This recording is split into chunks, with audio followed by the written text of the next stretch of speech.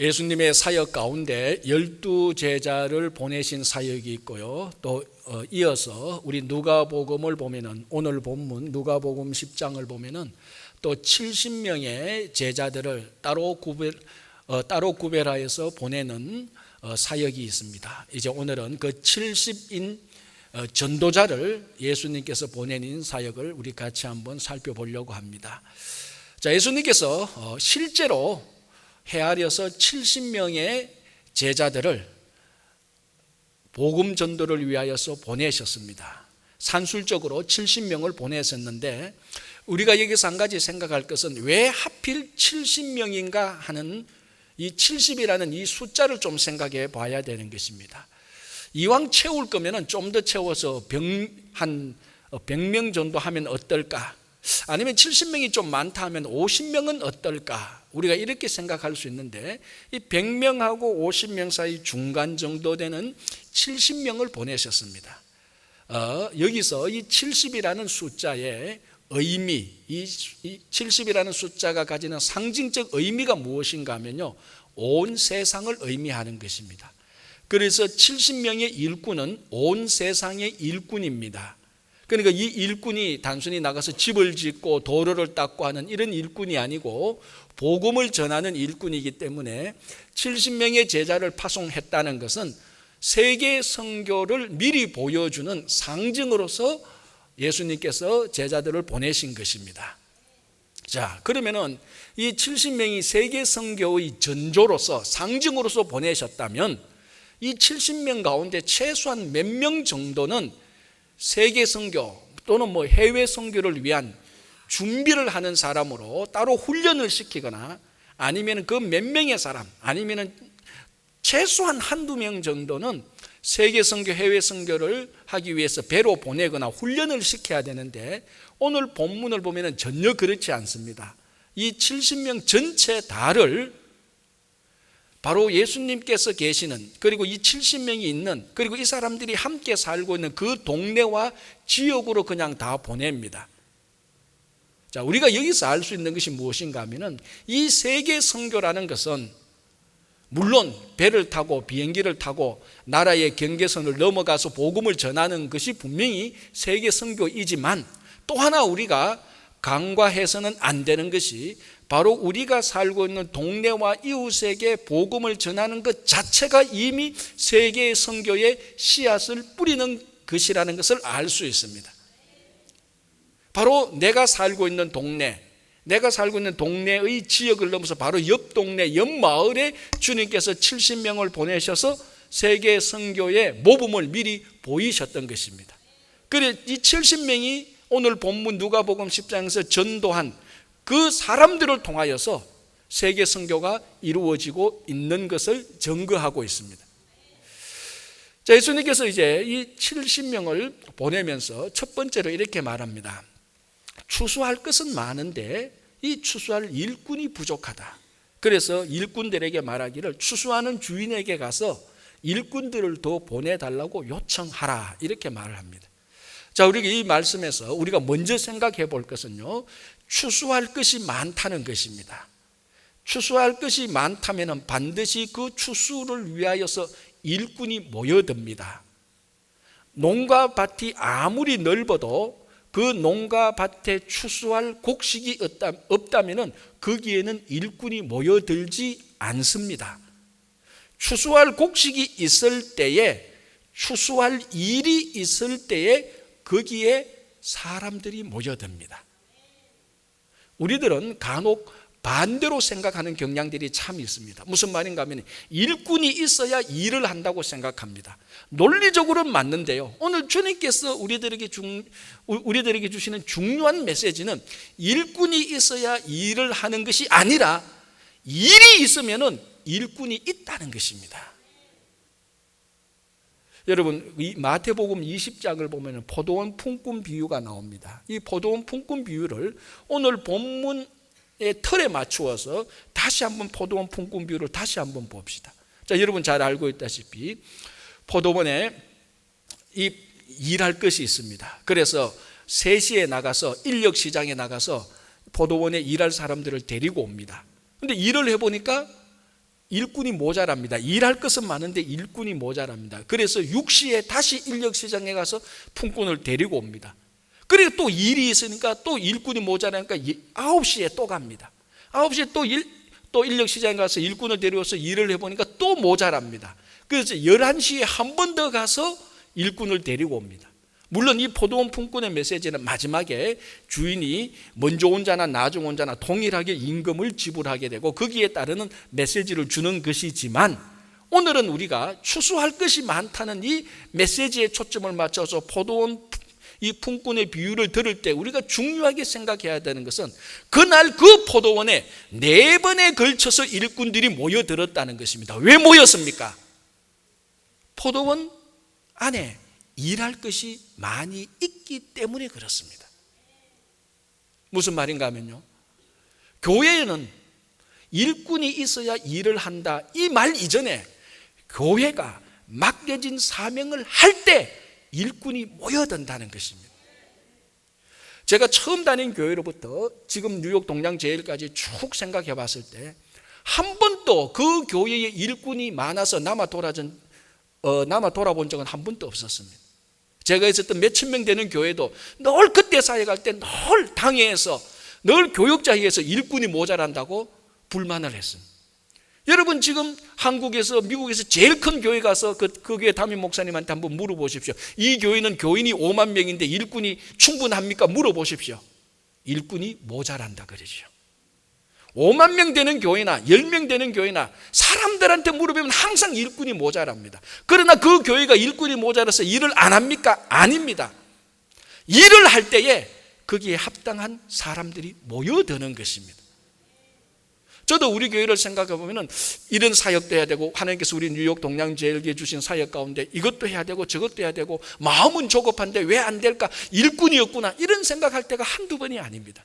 야, 여기는 이런 일꾼들만 좀 한 20명이 있으면 일을 탁 떼서 주면 잘하겠는데, 요런 사람 한 10명만 있으면 줬으면 잘하겠는데, 그런 마음이 늘 생겼습니다. 오늘 이 말씀을 보면서 저도 하나님 앞에 회개하고 깨우친 것은, 일꾼 20명이 있어서 이 일을 하는 것이 아니고, 정말 우리가 믿음으로 우리에게 맡겨주신 사명이 아무리 크든지 작든지 우리에게 맡겨진 사명을 기쁨으로 여기고 이 일을 해나갈 때에 하나님께서 품꾼을, 일꾼을 보내주신다는 것입니다. 여러분, 공부 못하는 애들이 늘 하는 소리가 뭔 줄 압니까? 공부할 시간이 없다는 거예요. 공부하면 공부할 시간이 나는데, 노래 못하는 사람이 늘 하는 소리가 뭡니까? 반주자 탓합니다. 운동 못하는 애들이 늘 하는 소리가 체육관이 없대요. 어쩌면 우리가 이런 사람들하고 똑같은 생각을 하고 있는 것은 아닌가. 우리 교회 일꾼이 없어서 이런 일을 못한다, 저런 일을 못한다, 그게 아니고, 그래도 하나님께서 우리 뉴욕 동양제일교회에 맡겨주신 사역이 이것이라면 우리가 그것을 일을 하게 될 때에 사람들을 하나님께서 보내주신다는 것입니다. 그게 이제 오늘 예수님께서 두 번째로 말씀하시는 것입니다. 자, 오늘 두 번째 말씀이 뭡니까? 추수할 것은 많다는 것입니다. 그런데 실제로 추수를 해보니까 일꾼이 모자랍니다. 자, 예수님께서 뭐라고 말하십니까? 그 일꾼들에게 너희들이 가서, 일꾼이 이 농가밭에 추수할 곡식은 많은데 일꾼이 모자라니까 너희들이 가서 일꾼들을 데리고 오라, 이렇게 말합니까? 아닙니다. 예수님께서 농가밭에 있는 일꾼들에게 너희들이 일꾼들을 모집해서 오라고 말하는 것이 아니고, 추수하는 이 농가밭의 주인에게 일꾼을 보내달라고 요청하라는 것입니다. 그러면 주인이 일꾼을 보내준다는 것입니다. 여기서 오늘 이 말씀, 즉 추수할 것은 많은데 일꾼이 모자라서 주인에게 요청하라는 이 말씀은 70인의 전도대, 70인의 제자들을 파송하면서 예수님께서 명령하신 첫 번째입니다. 일은 많은데 일꾼이 모자랄 때 주인에게 요청하라는 것입니다. 이 추수밭의 주인인 하나님께 요청하고, 이 추수밭의 주인인 우리가 일을 하는데 일꾼이 모자라니까 하나님께 기도하라는 것입니다. 그러면 하나님께서 거기에 합당한 일꾼을 보내주신다는 것입니다. 20세기 한 100년간을 이 기독교 역사를 오랫동안 연구한 한 신학자가 이런 말을 했습니다. 제가 한번 읽어드릴게요. 그 문장을 그대로 읽어드릴게요. 그동안 서구의 그리스도인들은 하나님 나라를 위해 사회적, 정치적, 경제적 활동에 미친 듯이 매달리면서도 그 일의 뿌리를 기도에 두지 않을 때가 너무 많았다. 그러니까 100년 동안 교회와 선교단체의 사역을 볼 때 교회와 관련된 구제, 봉사, 선교의 일을 많이 하면서 그 모든 사역들 봉사의 뿌리가 되는 기도에는 매달리지 않았다는 것입니다. 오늘 예수님께서 말씀하십니다. 일꾼이 모자란가? 너희들이 가서 일꾼을 모집하는 것이 아니고 주인에게 기도하라는 것입니다. 요즘 아주 인기 있는 한 신학자가 이렇게 말을 했습니다. 교회가 예수님의 대행자가 되어 온 세상에 그분의 뜻을 펼치려면 그분 자신의 영이 필요하다. 교회의 사명을 최전선에서 수행하는 사람들이 기도의 사람이 되어 매일 매시간 예수님의 영을 부르며 사역에 임해야 된다는 말이다. 간단하잖아요. 교회가 하는 일은 예수님의 일입니다. 예수님의 일은 예수님의 영이 있어야 되고 예수님의 영을 받으려면 기도를 해야 된다는 것입니다. 자, 오늘 본문에 예수님께서 일꾼들을 더 데리고 오기 위해서 너희들이 모집하는 것이 아니고 이 일꾼을 위해서 기도하라는 것입니다. 일꾼은요, 일하고 사람하고 합쳐진 것입니다. 그래서 일꾼을 분석하면 일꾼을 위해서 기도하라는 것은 일을 위해서도 기도할 뿐만 아니라 사람을 위해서도 기도하라는 것입니다. 우리가 주님의 일을 봉사하고 헌신할 때에 두 가지가 핵심입니다. 일과 사람입니다. 그런데 우리가 어떨 때는 일에 몰두하다 보니까 사람에 몰두하다 보니까 이 일과 사람, 일꾼을 위해서 기도하는 것을 늘 두 번째, 세 번째로 놓칠 때가 많습니다. 오늘 예수님께서 70명의 전도단을 파송하면서 첫 번째가 일과 사람에 몰두하기 전에, 일과 사람에 치이기 전에 너희들은 먼저 기도하라라는 것입니다. 자, 이렇게 기도하면은, 즉 주인에게 요청하면은 주인이 그 농가 밭에 맞는 일꾼을 보내줍니다. 일꾼의 마음에 드는 일꾼을 모집하는 것이 아니고 일꾼의 마음에 드는 또 다른 일꾼들을 보내는 것이 아니고 추수하는 주인의 마음에 맞는 사람을 보내줍니다. 자, 목회를 하다 보면요, 야, 이 사람하고는 내하고 마음이 맞고 스타일이 맞으니까 참 일이 잘 되겠다라고 했는데 막상 같이 봉사하고 해보면은 안 맞을 때가 있습니다. 안 될 때가 있습니다. 근데 이 사람은 뭐 별거 아닌 것 같고 인간적으로 봐도 흐지부지한 것 같고 내 스타일도 안 맞고 늘 불평하고 뭔가 안 맞는데 같이 일을 해보면은 하나님께서 요 일을 위해서 보내신 사람이다라는 것을 느낄 때가 많습니다. 우리는 누구하고 일을 해야 됩니까? 하나님께서 보내신 사람하고 일을 해야 됩니다. 오늘 추수하는 밭에 더 보내실 일꾼은 추수하는 일꾼이 지 마음에 드는 사람을 모집해서 데리고 오는 것이 아니고 추수하는 주인, 추수의 주인이 와서 이 농가 밭에 합당한 사람을 보내는 것입니다. 우리가 주님의 일을 감당할 때 이 일에 합당한 사람을 우리 마음에 드는 사람으로 끼워 맞추는 것이 아니고 우리가 기도할 때에 하나님께서 거기에 합당한 사람을 붙여주신다는 것입니다. 자, 이제 예수님께서 이 70명의 제자들, 전도단을 파송하면서 주님께서 이 사람들의 상황에 대해서 오늘 3절에서 이렇게 말하고 있습니다. 마치 어린 양을 이리떼 가운데 보내는 것하고 같다라고 말을 합니다. 참 상황이 난감합니다. 그죠? 그래서 어떻게 보면은 그러면은 이리떼의 어린 양처럼 보내지 말고 이리떼의 사자처럼 보내면 되지. 왜 주님께서는 이리떼의 어린 양 보내는 것처럼 보내시는가? 이런 생각도 해봤습니다. 여러분, 양이라는 짐승은요, 공격의 무기도 없고 방어의 무기도 없습니다. 특별히 어린 양은요, 자기보다 덩치가 적은 다람쥐만 봐도 도망가는 게 어린 양입니다. 쥐 한 마리만 봐도요, 덩치가 자기보다 몇십 배 적은 쥐만 봐도 겁나서 도망가는 게 어린 양입니다. 이만큼 모든 짐승 가운데 가장 약한 것이 어린 양인데요, 또 모든 짐승 가운데 가장 강한 것 중에 하나가 이리떼들입니다. 이리는요, 한두 마리로 다니는 게 아니고 집단으로 다녀요. 우리말로 하면 떼거지로 다닌다는 말이 있잖아요. 어린 양 한 마리에 이리떼들이 확 포위하고 둘러싸여 있습니다.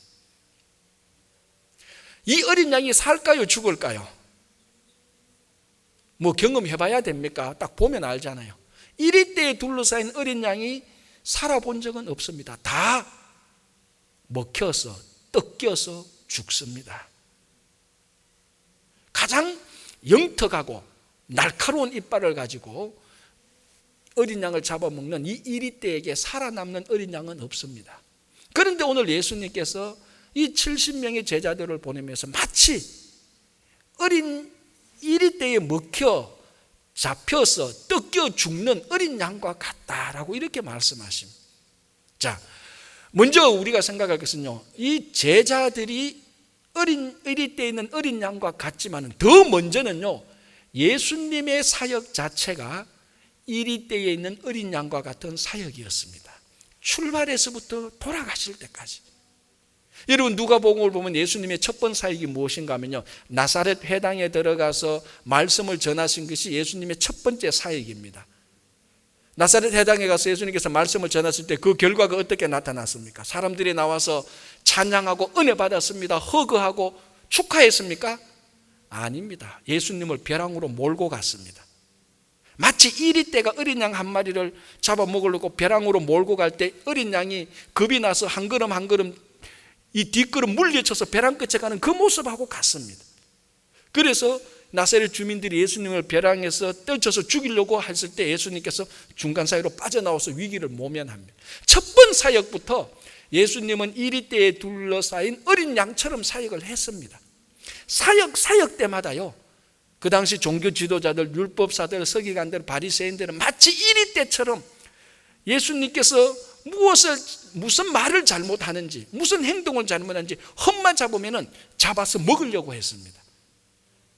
나사로가 죽었을 때 예수님께서 이 나사로를 다시 살리셨을 때 종교 지도자들은 함께 모여서 예수를 죽이기로 결정을 했습니다. 그리고 결국은 예수님께서 십자가에 달려 돌아가셨는데, 십자가에 달려 돌아가신 예수님의 그 모습이 유월절 어린 양 바로 그 모습이었습니다. 마치 정말 십자가 밑에서 이스라엘 백성들이 예수를 십자가에서 못 박아라 고함 칠 때 그 고함은 진짜로 이리떼들이 고함 치는 그 소리들하고 똑같았습니다. 그러니까 예수님 스스로가 이리떼에 있는 어린 양과 같은 사역을 처음부터 중간을 거쳐 끝까지 그렇게 사역을 다 하셨습니다. 여러분, 정글의 법칙은요, 이리떼에 둘러싸인 어린 양이 살아남는 법이 절대로 없습니다. 정글의 법칙에서는 동물의 생존 논리에 의하면 이리떼에 둘러싸인 어린 양은 다 죽습니다. 예수님도 이리떼에 쌓인 어린 양처럼 실제로 죽으셨습니다. 그러나 성경은, 하나님의 능력은 정글의 법칙을 뛰어넘어서 하나님의 법칙대로 움직인다는 것을 보여줍니다. 예수님께서 십자가에 달려 돌아가시고 난 다음에 거기서 끝난 것이 아니고 패배했는 것 같은데, 죽음으로 패배했는 것 같은데 부활하심으로 다시 승리하시기 시작합니다. 여러분, 요한계시록 5장을 보면요, 이런 장면이 나타납니다. 하늘의 환상을 보여주는데 보좌가 있고 그 보좌에 하나님께서 앉아 계시고 네 생물이 옆에 있고 24장로들이 다 찬양을 합니다. 그때에 어린 양 한 마리가 그 중간에 있는데, 그 어린 양에 대해서 일찍 죽임을 당했던 어린 양이라고 말을 합니다. 일찍 죽임을 당했던 어린 양, 누굽니까? 유월절 어린 양의 희생으로 십자가에 달려 돌아가셨던 예수 그리스도를 말하는 것입니다.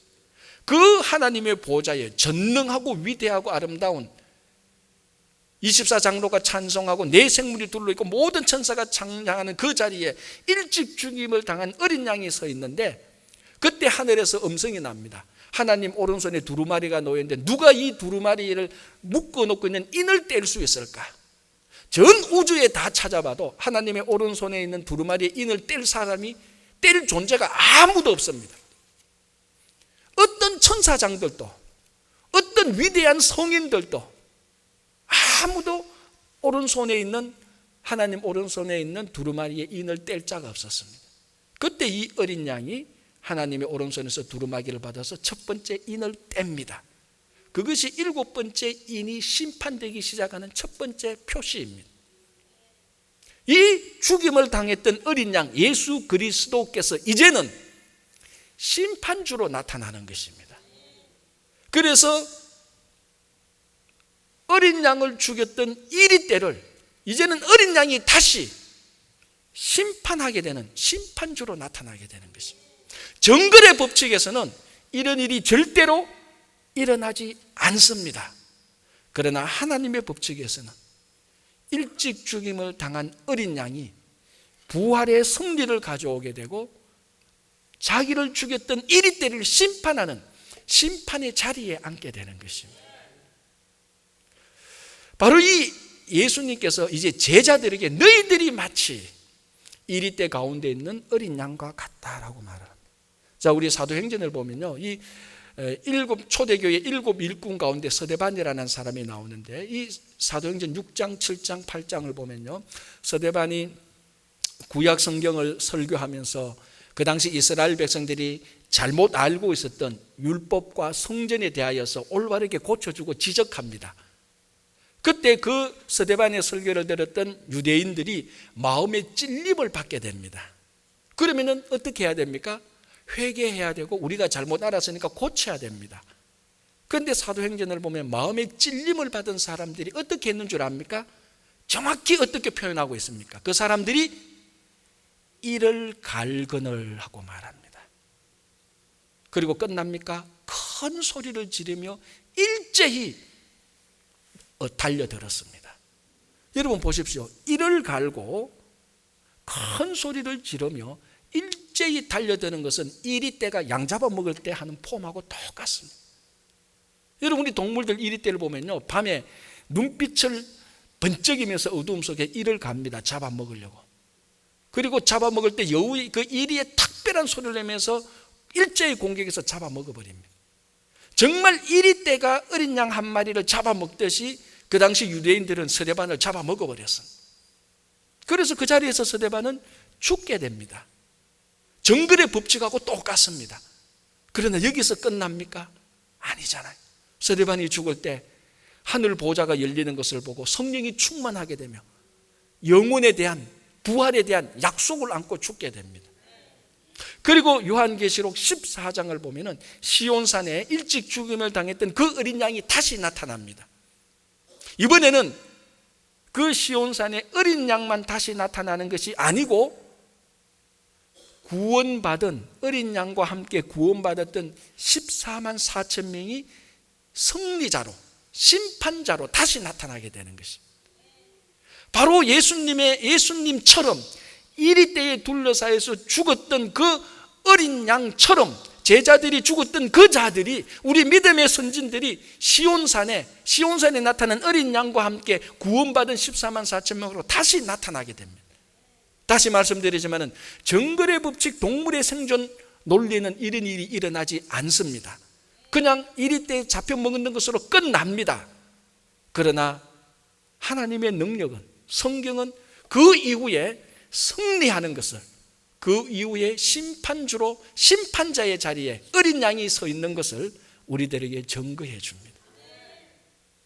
우리가 이민사회를 살아갈 때 가끔 이 이리 때에 둘러싸이는 어린 양과 같은 그런 심정과 그런 입장이 될 때가 많습니다. 물론 그렇다고 미국이 이리 때다 이런 말은 아닙니다. 저도 반미국주의자는 아니니까, 저도 미국에 살고 있는 사람인데, 그러나 여러분, 어떤 경우와 어떤 상황을 통하여서 마치 이리 때에 둘러싸이는 어린 양처럼 누가 나를 공격해도 제대로 한번 반격하지 못하고 무기력하게 넘어지고 깨지고 박살나는 경우들이 얼마나 많습니까? 매일매일 깨지는 것고, 마치 정말 우리가 이리 때에 둘러싸인 어린 양과 같습니다. 정글의 법칙에 의하면 우리는 죽을 수밖에 없습니다.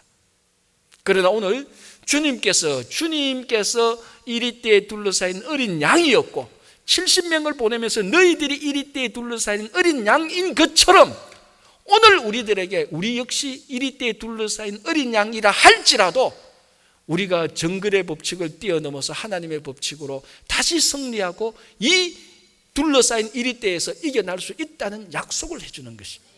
우리가 복음을 증거할 때에 이리때에 둘러싸일 수 있습니다. 우리가 신앙으로 살아갈 때에 이리때에 둘러싸일 수 있습니다. 공격도 못하고 방어도 못하고 그냥 무기력하게 넘어질 수가 있습니다. 그러나 예수 그리스도를 볼 때, 우리 믿음의 선진들을 볼 때, 그네들도 똑같은 우리와 같은 이런 무기력한 어려운 상황 속에서도 승리하고 심판자의 자리에 올라간 것을 볼 때, 우리가 아무리 이리때에 둘러싸인 상황이라 할지라도 우리에게는 희망이 있고, 우리에게는 승리가 있고, 우리에게는 심판 자리에 설 수 있는 소망이 우리들에게 있는 것입니다. 여러분, 예수 그리스도는 십자가에 달려 돌아가신 어린 양이기도 하지만 동시에 지금 이 시대에 이리때에 둘러싸이는 어린 양을 인도하는 목자이기도 합니다.